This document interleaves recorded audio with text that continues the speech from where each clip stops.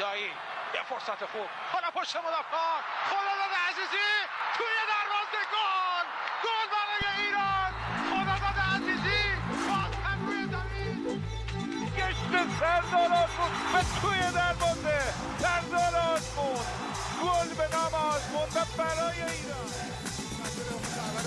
بزنه کریم انصاری توی دروازه کریم انصاری دروازه پرتغال گل علی دایی سام توپ توی دروازه اشتباه حرکت از کوچان نژاد فرصت برای کوچان نژاد توی دروازه گل برای ایران. Welcome back to another episode of Gol Bezan. My name's Sina and I'm joined by Arya and for the first time Sahar. How are you both doing? Yeah, look, it's good to be back on, and it was a great victory yesterday, and yeah, it's good to be joined by Sahar. Thank you so much for having me. We're very lucky to have you on, Sahar. I think, obviously Sahar is a former data analyst for the Premier League. We're very, very happy to have you on. I think before we jump into the episode, it'd be amazing if you could give a very quick rundown, introduce yourself to the audience. Sure. So I'm Sahar. I worked for the Premier League since I was 23. And I started as a junior analyst and I was there for 3 years. Then I left for Barcelona. I left the country. But during my time there, I really focused on the business side of the Premier League. I also had access to Opta data and all of that. So just because I love football, since I was a kid, I was watching football with my dad, and I love Team Melli and World Cup. So I used to play around with the data, get some cool insight out of it, and then writing about them. But mainly my focus was on audience data and the digital side of it, like social media of Premier League. So yeah, that's in a nutshell. That's very, very cool. I know probably the thing that we haven't really done on the episode much is a lot of data stuff. There's been a lot of sort of, we think this guy's been a bit rubbish. This guy's been amazing. Yeah. I think we probably do need a bit of data in the episode. I don't know if people have been saying that, but so yeah, very, very happy to have you on, Sahar. Thank you.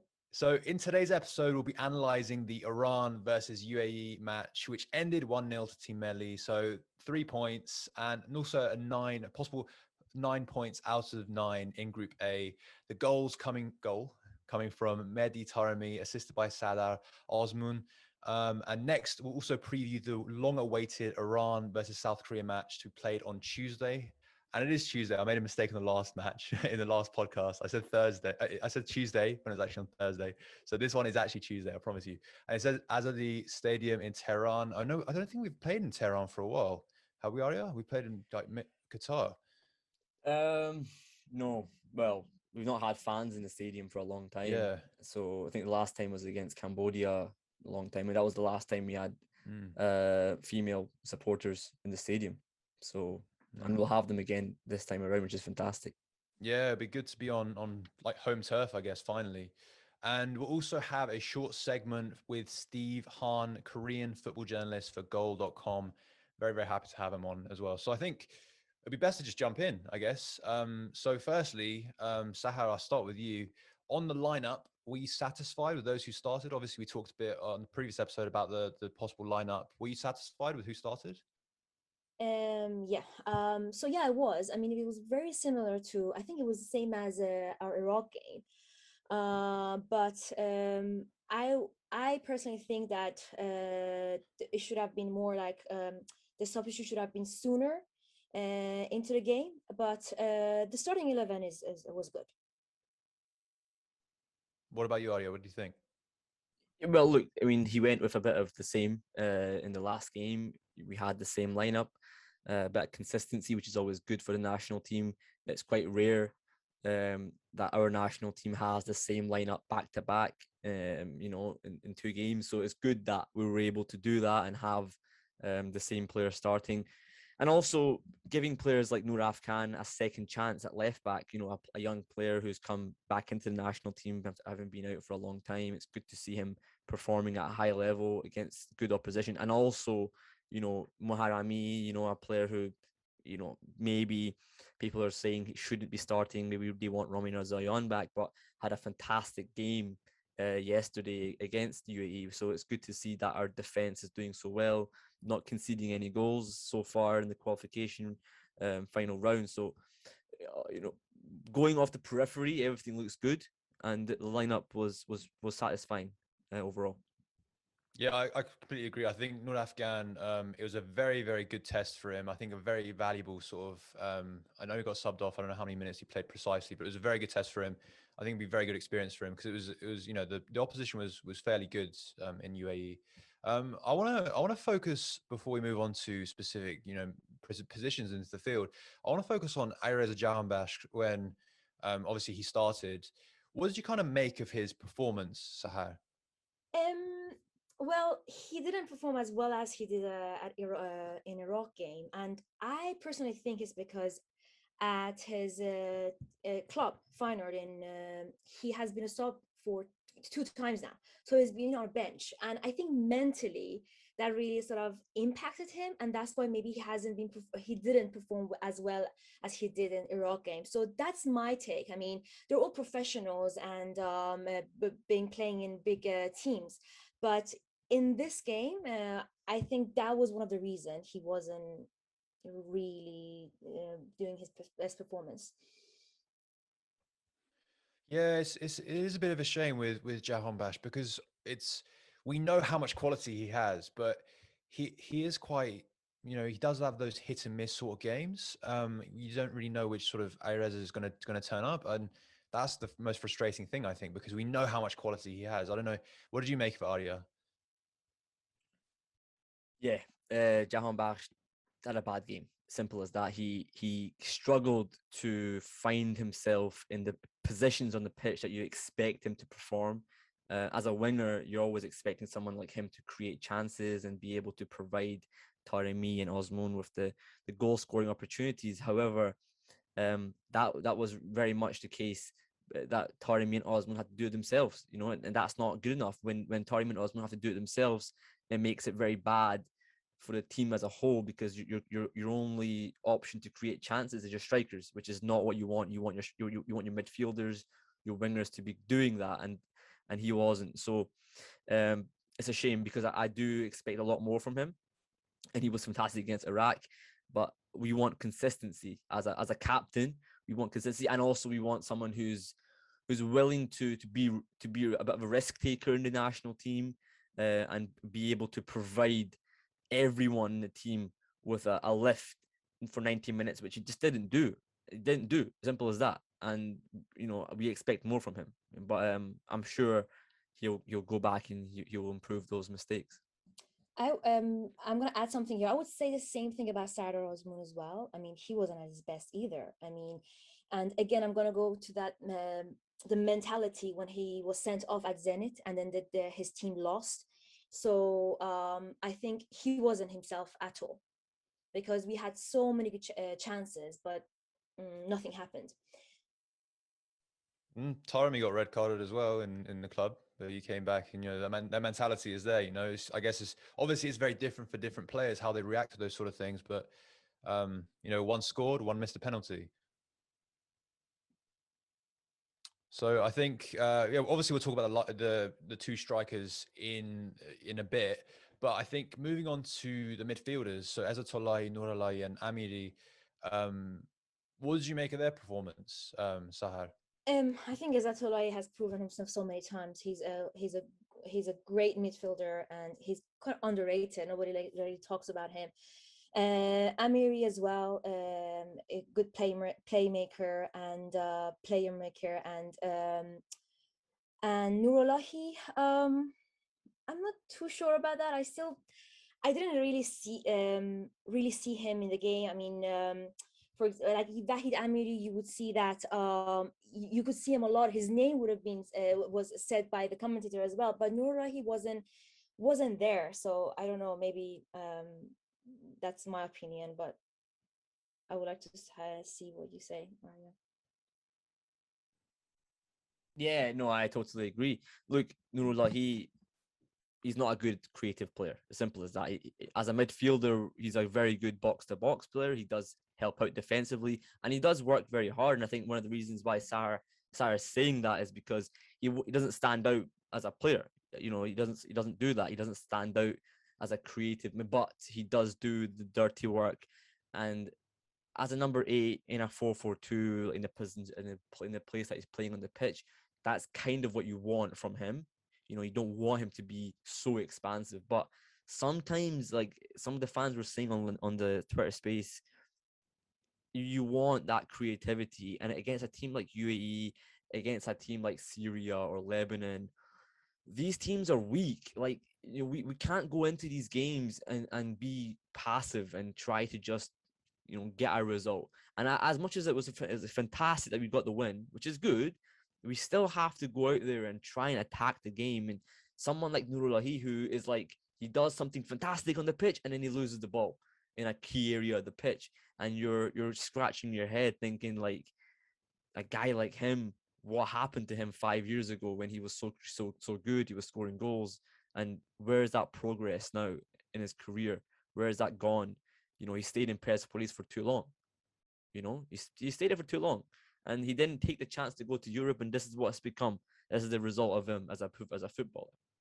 So I'm quite worried in him, because I feel like him going to Emirates was good move as a career for himself, making good money, but it's not enough. You know, as a footballer, you need to do better. You know. I feel like when you got the solidity of like Ezzatullahi, and credit to him, I know we talked a lot about him on the previous podcast. Credit to him, I think he stepped up in this game. When you have the solidity of him, I feel like you have to have more a creative midfielder alongside him, especially against, as you said, an opposition like the UAE. Someone like Samson, I feel like would have fit into this game very, very well instead of Nourallahi. But, you know, I don't know, especially if Alireza Jahanbakhsh isn't performing as well as he might have done. Like, I feel like having more creativity in that team, not over relying on Azmoun and Taremi. I know that question is going to come up in the future, but like, yeah, that's just my personal take on it. Yeah, especially with countries like Arab countries, UAE, Iraq, they do a lot of passes going on, lots. And in Iran, Team Melli, we don't have that. Players don't pass a lot, and the pass accuracy is not as good as like a country. Even though we say UAE is not good, but they're passing. Therefore, we need someone, as you said, creative to sort of break that with good interception. So yeah. Yeah, but Saeed, for me, was very good yesterday. I thought he had a very good game. I think although you can see he's not in the best of shape. You know, he's fat. You know, he is. He's put a lot of weight on. But as a result, he's still performing at a high level, and he's doing well. Technically, you can see he's got the ability, but, you know, he's still got a wee bit to go until he gets to that level. And on Amiri, I think, you know, he gave what he could, but the pitch condition, has to be said, was really bad on this side of the pitch, and he kept slipping. You know, he kept falling down. It was quite funny. It was actually quite comical, because there was a few times where, like, he would fall down, and the Emirati crowd would just start laughing, and it was like, it's crazy. Like, I've never heard a football crowd laugh the way they did over a guy falling down. So I don't know, it was just so comical to me that even happened, but it is what it is. You know, we won the game, and they got us through it, which is important. But as I say, we expect more from the midfield. That's Saeed Ezzatullahi. He never coming on the podcast again. You've got to be honest. Like, he put the weight on. Simple as that. You know, he did, and he's looking good now. He's getting better, so it's good. All right, let's move on to the defense. So I think we did highlight Muharram. He had a very good game. I think he's turning into one of our most consistent players. I do very much enjoy watching him. I feel like he's one of the first names on the team sheet now, which, you know, he's come a long way, I think. So what do you think, Sahar, on the defense, and also, you know, Muharram in particular? Yeah, going from defense to like attacking, and especially like fast breaks in football. I don't know what it means in Farsi, but like fast break. And I think he's really good. Pardon? Zed the Hamle. Hamlet. Yeah, that's right. So yeah, he actually plays a big part in that, and we saw it so many times. And he's been good, and yeah. Yeah, I totally agree. Moharami's been fantastic. The game against UAE kind of proved to me that he's still, even with injuries that he's had this season, he's able to produce performances at a high level, proving that playing in the Europa League does get you the level of performance that you expect from a player of his from his talent. There are some rumors that he can go back to Persepolis at some point in this season. I hope that doesn't happen. I really want to stay in Dinamo Zagreb. I think they're a great club for him. He was really good. His crossing was really good. Something he's not known for. He's not synonymous for as a good crosser of the ball, but he seems to have improved that aspect of his game. And also just getting forward, so well, contributing to the attack, always staying wide, defending really good one-on-one. Even as much as challenging in the air, jumping high enough to make a challenge against players who are taller than him. Those kind of things are really impressive from a player of his stature. So I'm really impressed, and I think that the level that he's playing at is enough for the national team as a right back. So we have to talk about it. The Khalilzadeh red card incident. Sahar, what did you kind of make of it when it happened? I was so worried because the team wasn't in coordination. I mean, at the beginning, we can talk about that later, but lots of passes in the final third wasn't happening, wasn't being successful, and they would lose the ball immediately. And especially Nur Afkan, he wasn't being himself like he was last game. So when we had this red card, I was like, it's gonna be difficult to score, and they're gonna do a lot of them. They're gonna be a lot of fast breaks for UAE, especially with lots of passes going on, and players weren't sort of link up. Therefore, I was so worried. But then, obviously, he came back on the pitch. Yeah, I mean, it would have been when in my mind when he got sent off, I was like, just got a draw and that's it. We get 1 point, we go to the next game, right? Because ultimately, if we had got a draw, we would have still topped the group anyway. So it wouldn't have actually made a difference. I was hoping we didn't lose the game, because obviously if we lose the game, we would have gone second place, which is what we didn't happen. Obviously he came back on, and I don't know if you guys heard what the UAE manager actually said after the game, his press conference. He said the fourth official came up to him before halftime and explained that VAR actually wasn't working for a period of the match. And then after the second half started, just 5 minutes before that incident actually happened, VAR started working again. So literally, Iran got very lucky that VAR was working during that incident. Otherwise, he would have been sent off, without VAR. So, Iran got away with it. And let's be honest, that's one of the first decisions Iran's ever got, for them against one of these, Arab teams. So it's a bit of an anomaly. It's a good one. And we'll take it, because Khalilzadeh has been good. He's not been fantastic, but he's been good. He's kept clean sheets for the national team. And that's the most important thing for a defender, Classic Asian football right there, isn't it? Okay, so let's talk about Taremi's goal, obviously assisted by Sardar Azmoun. Well, it was a good goal, really. What did you make of it? Yeah, it was a great goal.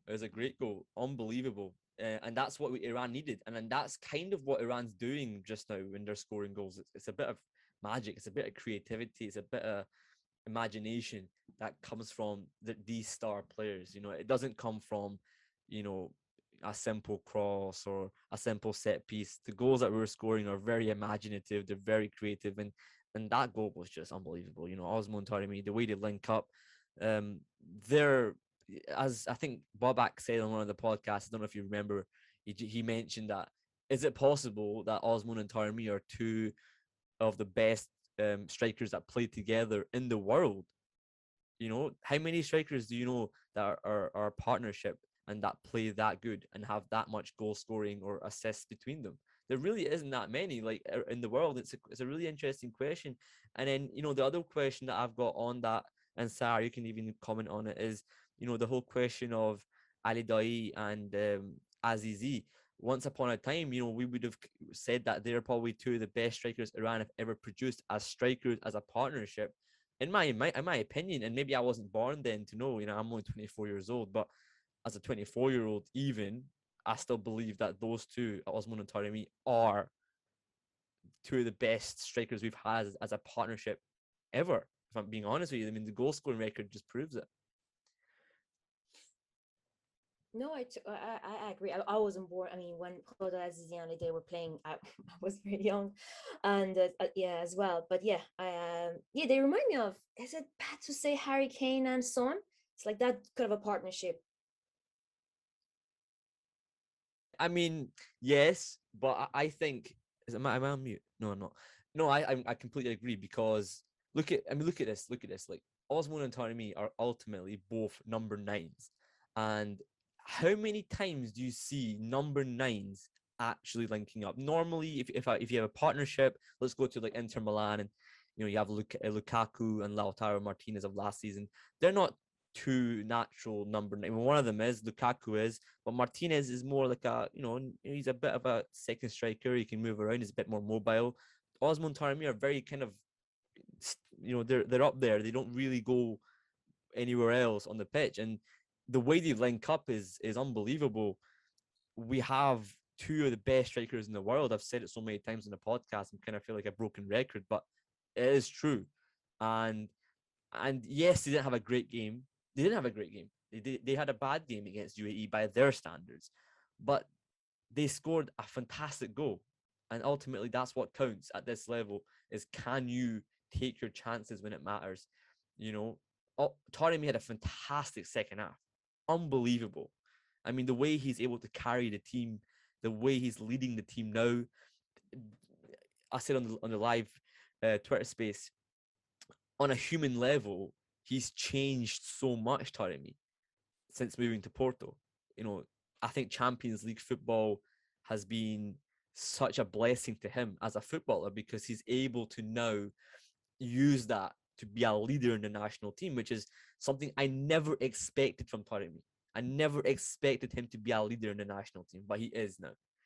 Which is it's unbelievable. I'm really proud of both of them, because they're doing great things in Europe.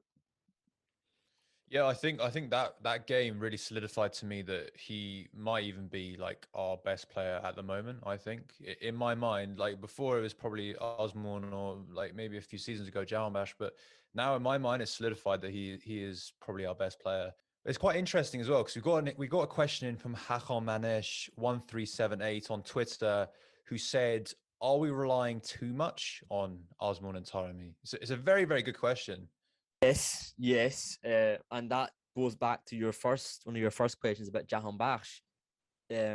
We want Azmoun and Taremi to do their job, to be strikers, to score goals, to finish the chances off. We don't want them to be so much involved in the build-up play, in the creative aspects of the game, because that's not what they are. They're strikers. They're meant to finish the chances. And when we don't have a Khalilzadeh, a Quddus, a Ghaedi on the pitch, it makes them have to do more, and it makes them perform less to the standard that we expect from them. And that's maybe why in this first half they weren't as good, is because they had to do more than they need to do.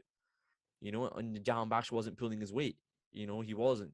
Or Amiri wasn't doing enough going forward.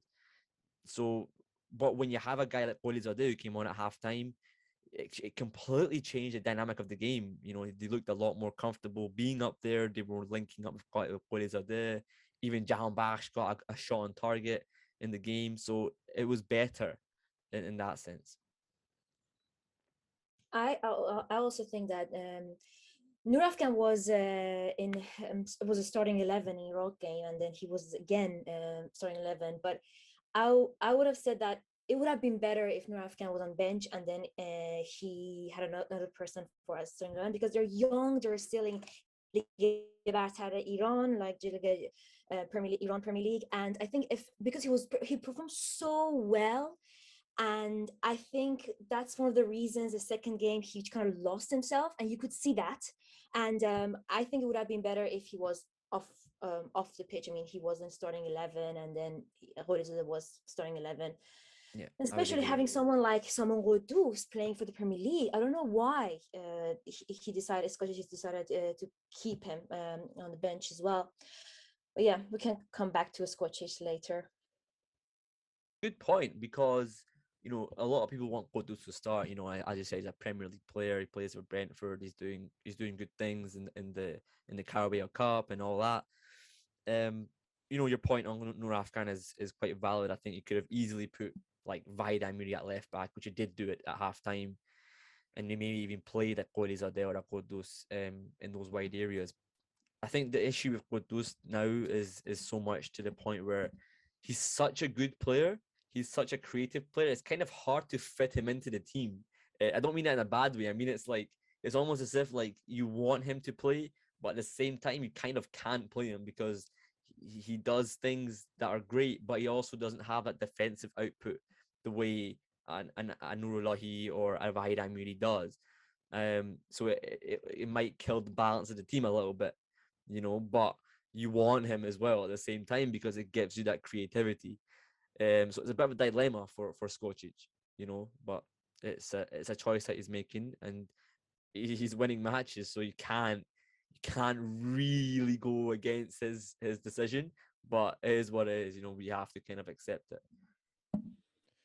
Well, I mean, South Korea would be a massive test for Skocic and obviously the team to see like how this formation, how this team, fares against real big opposition. So I think we should probably move on to South Korea now. And before we do, let's hear from Steve Hahn, Korean football writer for Goal.com, who gave his thoughts ahead of the match on Tuesday. Okay, I'm joined by Steve Hahn from Goal.com, writer for that website. How you doing, my friend? Hey, my friend. Thanks for having me. Glad to have you on. Of course, you've been on the podcast before. You're obviously a writer for Goal.com. Just give us a little bit about that. Yeah, I've actually been writing for Goal for a while now.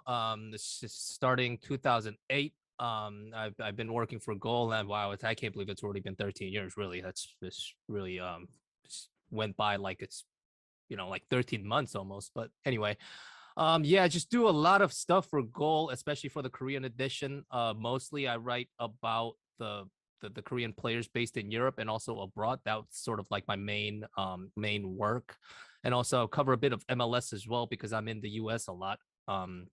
And then whenever the national team plays, it's one of the things I do is I try to cover the remotely, at least, to cover the especially now with COVID and all this stuff, I can't really travel for work. So a lot of the things that I try to do ahead of the national team games is to report on our opposing teams. So that's sort of like my my main work for Goal Korea.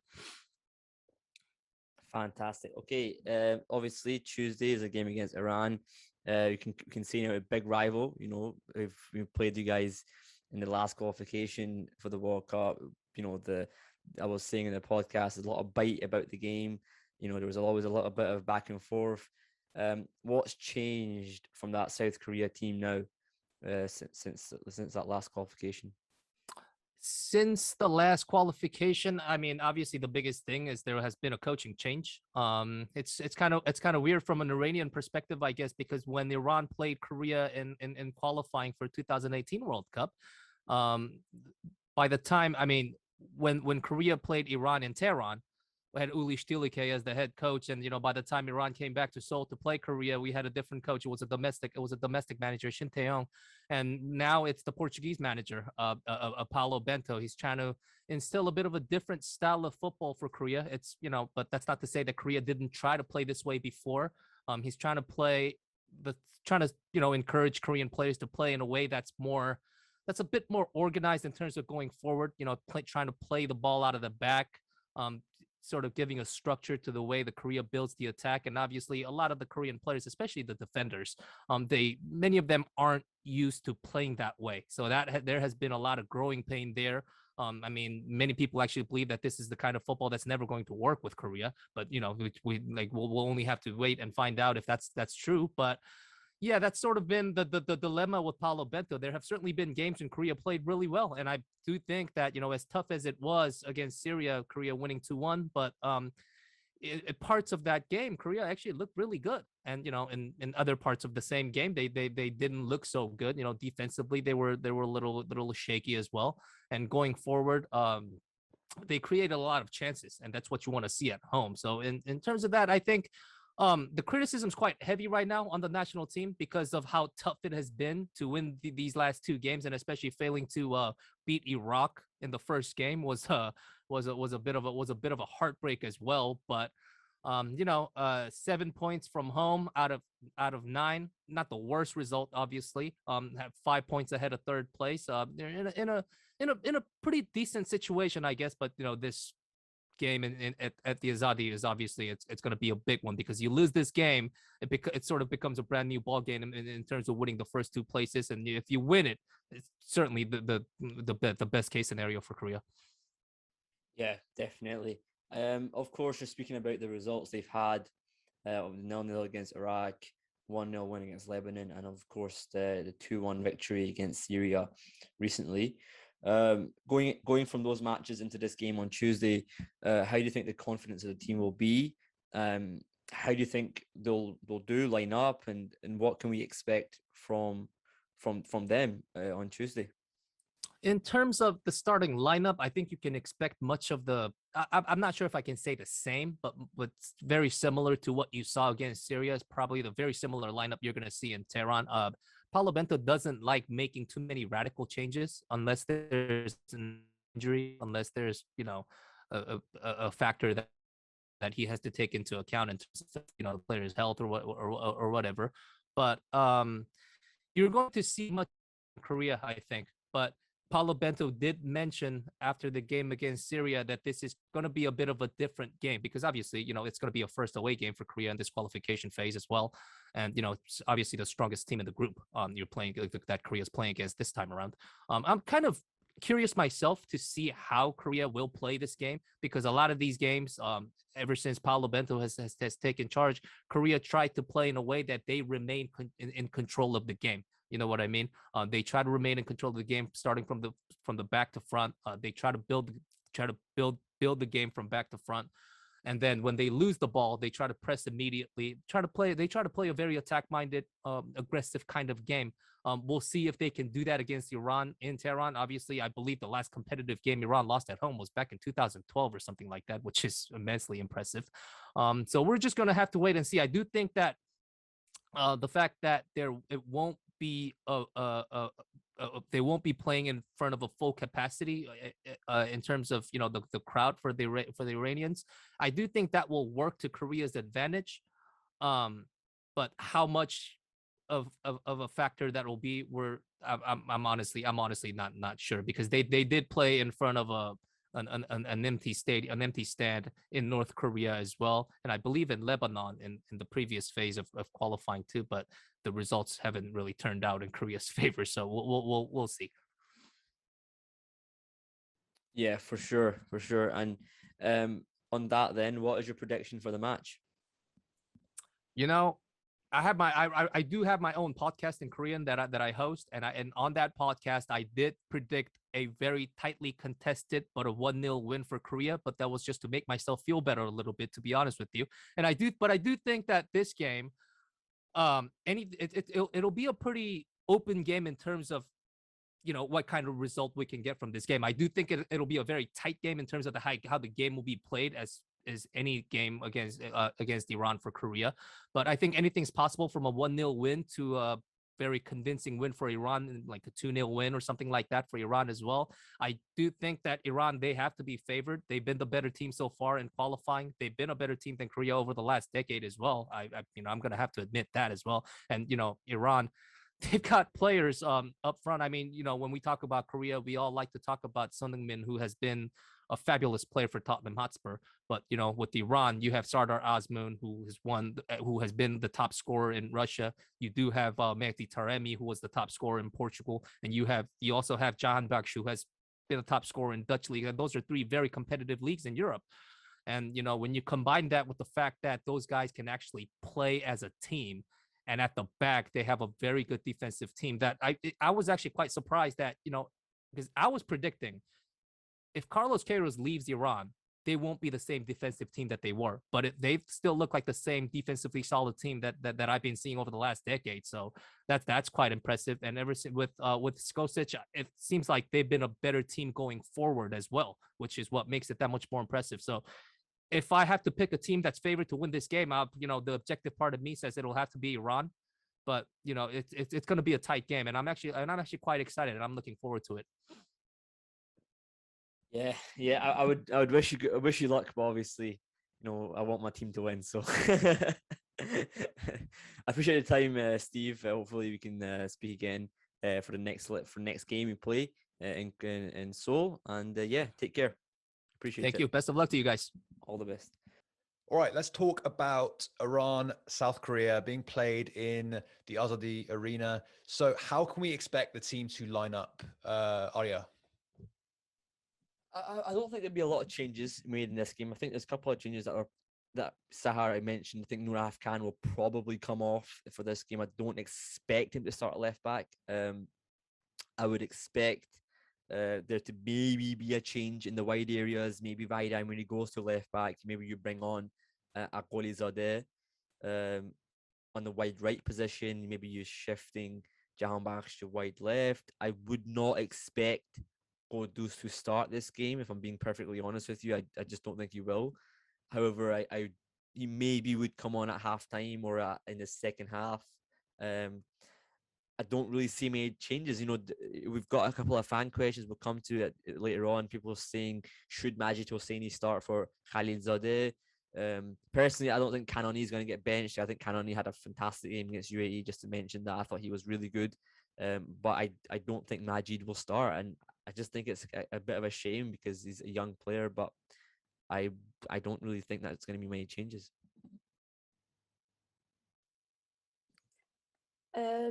Yeah, I agree with that as well. Just in talking about Skocic and the team, I mean, I read Twitter tweets about Skocic, and some people are like really against him. To be very honest with you all, I wasn't really hopeful about Skocic, but now I can see, I mean, he's doing something right.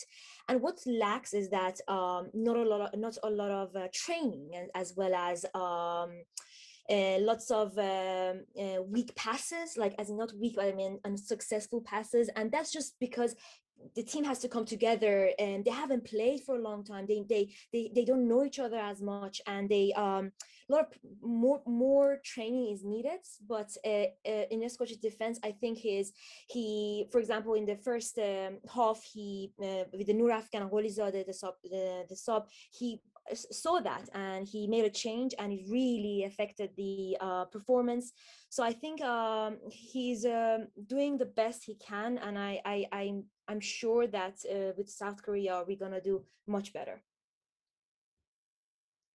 Yeah, I think what's really interesting is that South Korea obviously only narrowly beat Syria in their last game. I think they were 1-0 down, and then they came back to win it 2-1. So, like, what does that mean basically for Iran going into this game? Yeah, it's an interesting one because South Korea have been quite poor. They have, by their standards, beating Syria. They scored an 89th minute goals through Hyun-Min Son, which is obviously their best player.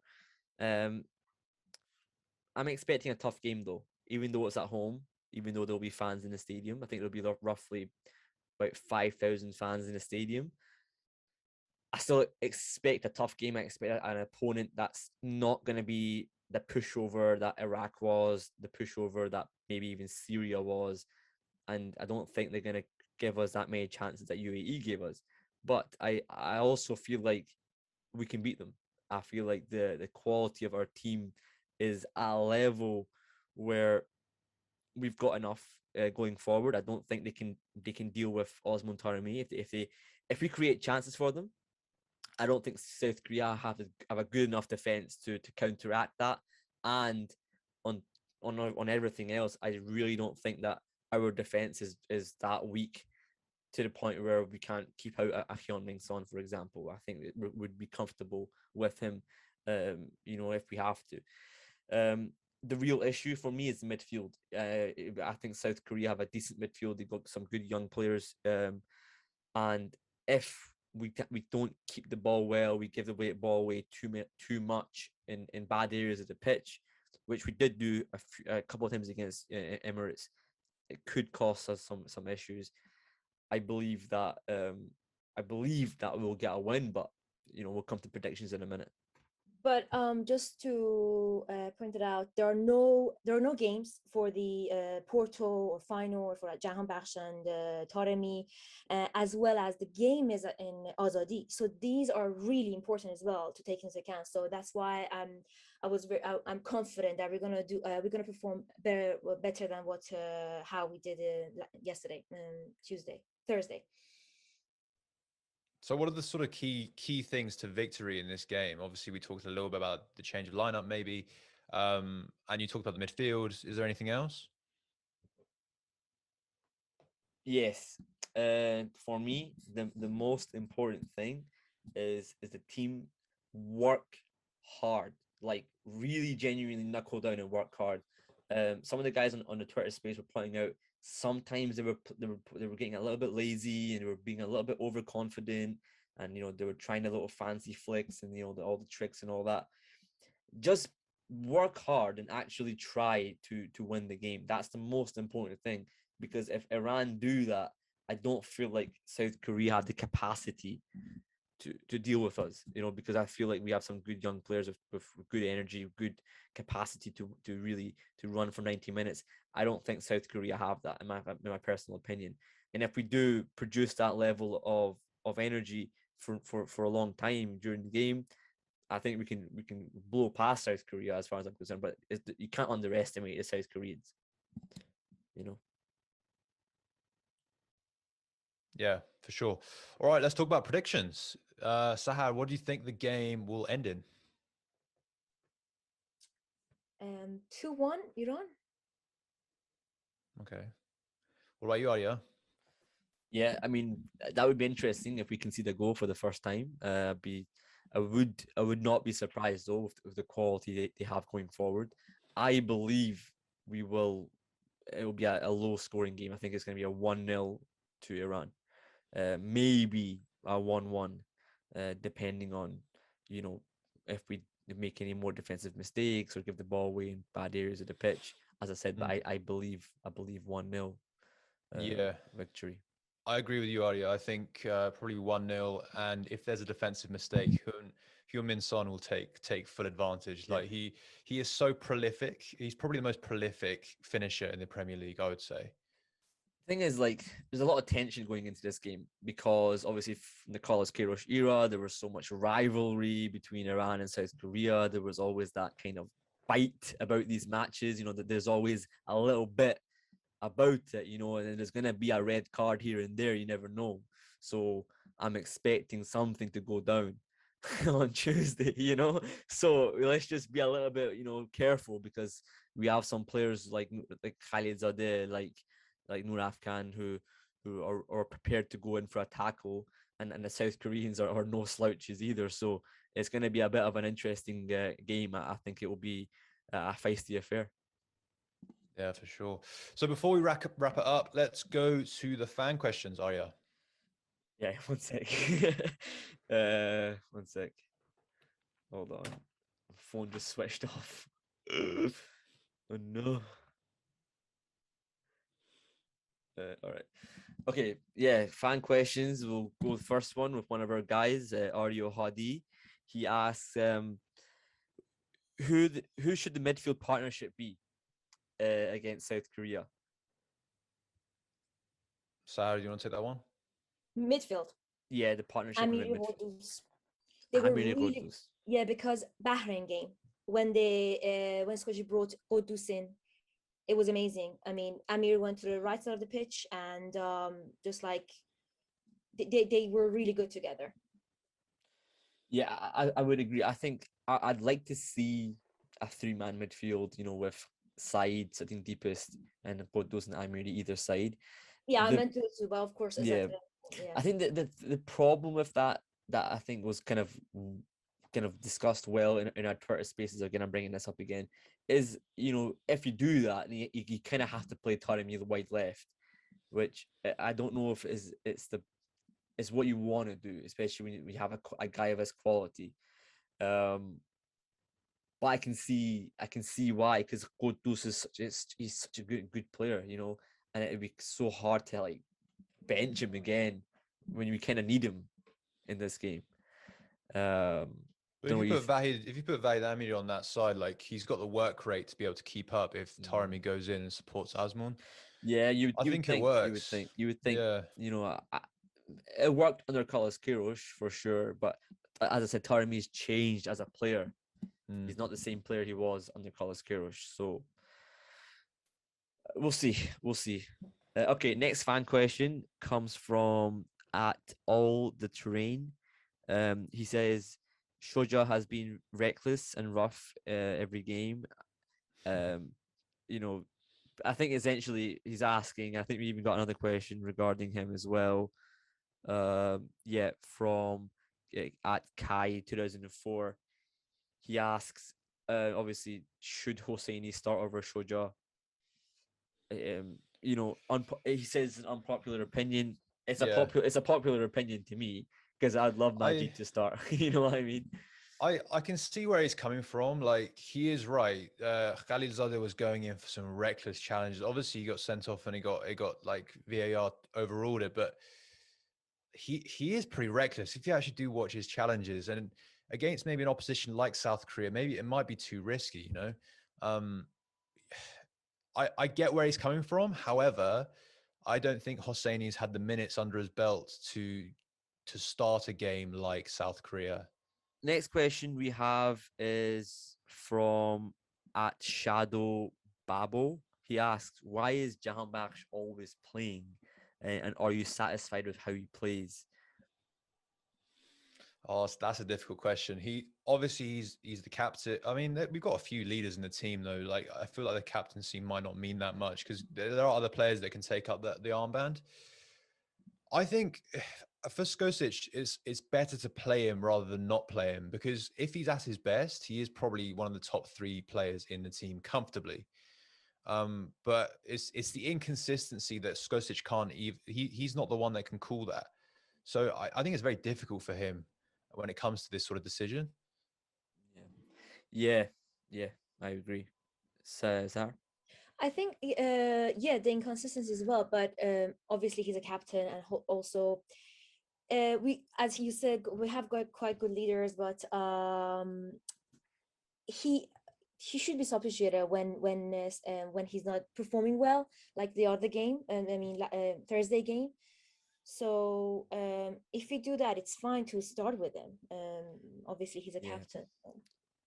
I think Jahanbakhsh, the thing with him is, like, he's actually a very hard-working player. You know, he does work very hard. He gets back and he helps out defensively, and that part of his game is very good. You know, he is he's industrial. He'll do the work, but you know what we're complaining about, or what we're criticizing him for, is the other side of the pitch. Is the product, the end product? Is he actually creating chances? And for me, I'm a huge Alireza fan. I'm also a huge Javanbakhsh fan. I'm actually a huge Team Melli fan in general. I don't have a grudge over any player, but for me, Alireza is a guy who should start, in my opinion. He's been fantastic when he has played. He had one maybe bad game against Syria. Other than that, he's been fantastic against Iraq. You know, the last time we played him in June, he was brilliant. I hope he does start against South Korea. I think he can cause him a lot of issues.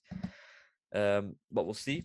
We'll see what happens. Okay, a couple more questions. If we haven't answered your question, by the way, it's probably because we've either answered it or we spoke about it in the live spaces.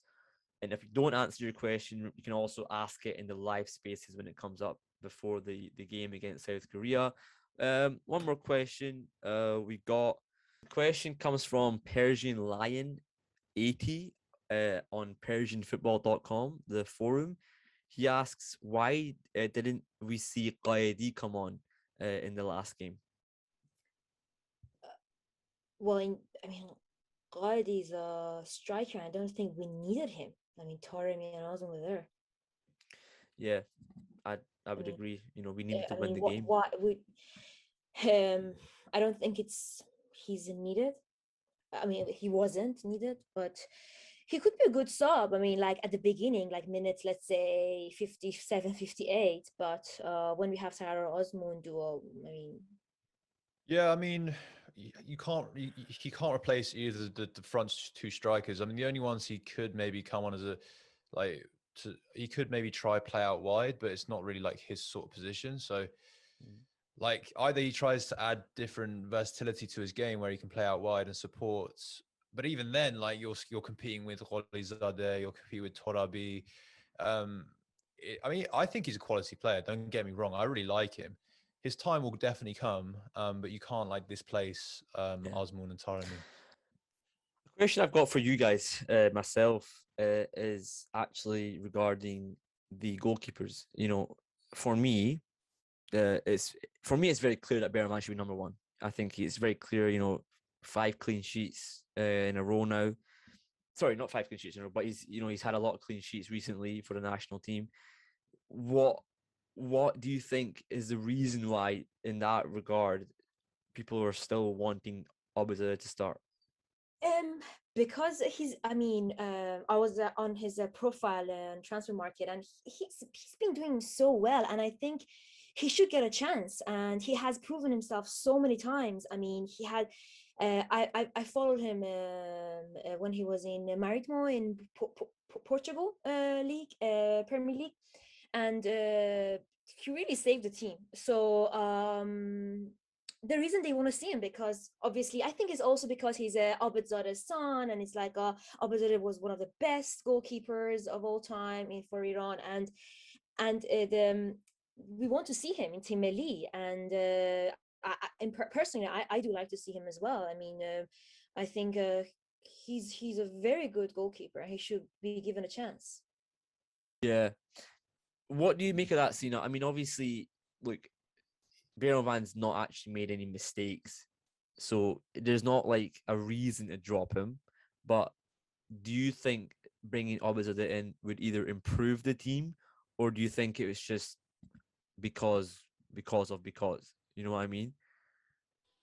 I think, firstly, we're very fortunate that we have 2, if not 3, if you include Niazman goalkeepers.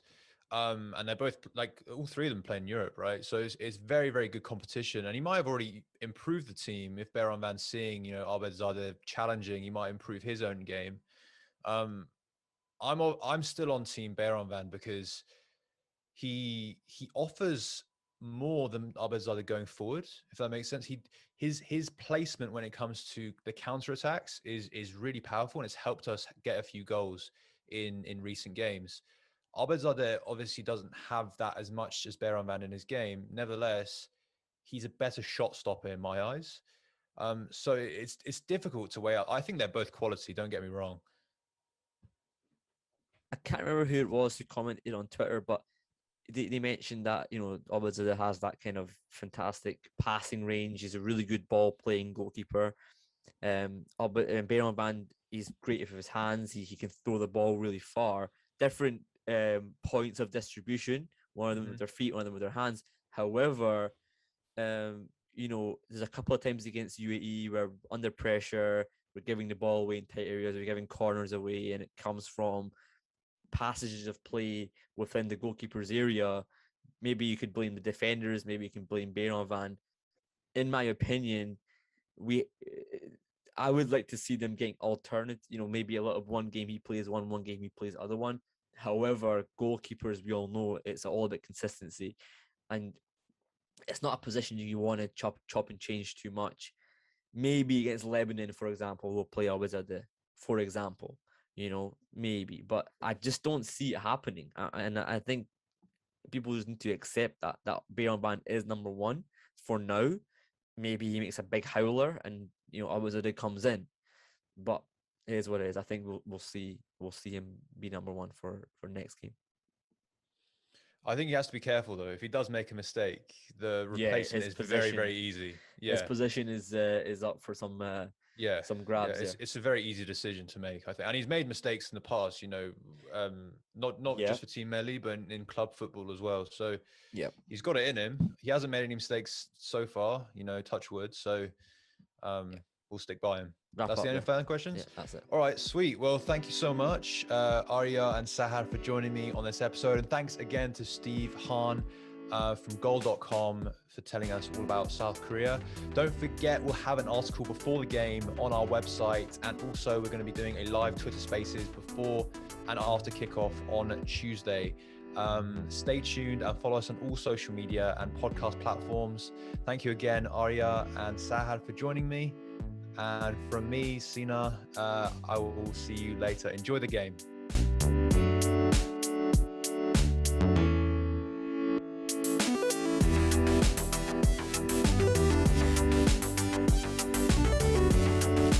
Hi, my name is Salman Godus. I'm playing for the Iranian national team and Brentford Football Club, and you're listening to Bezan podcast.